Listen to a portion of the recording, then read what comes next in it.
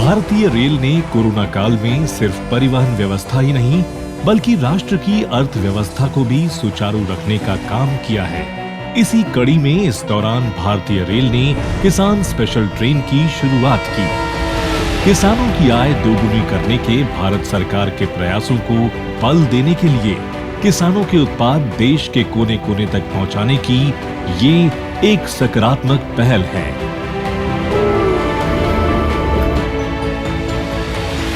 इस रेल का उद्देश्य कम भाड़े और कम समय में स्थानीय कृषि उत्पादों को ज्यादा दूरी तक सुरक्षित पहुंचाना है, जिसका सीधा फायदा देश के अन्नदाता को पहुंच रहा है।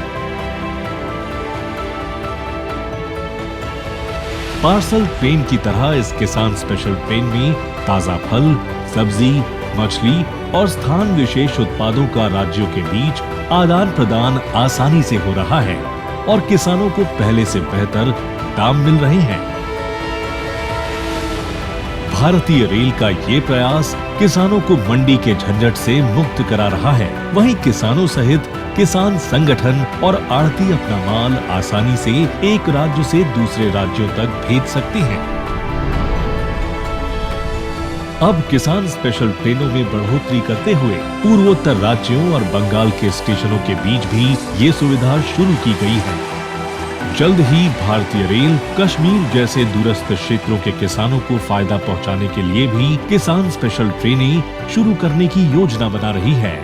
छोटे किसानों को प्रोत्साहित करने के लिए भारतीय रेल सब्जियों की माल ढुलाई पर भाड़े में 50% तक सब्सिडी भी दे रही है। भारतीय रेल की किसान स्पेशल रेलें जहां पूरे देश में लोगों तक रोजमर्रा की जरूरत की वस्तुओं की उपलब्धता बढ़ा रही है, वहीं किसानों को भी उनके उत्पादों को बेचने का एक बड़ा बाजार मिल रहा है।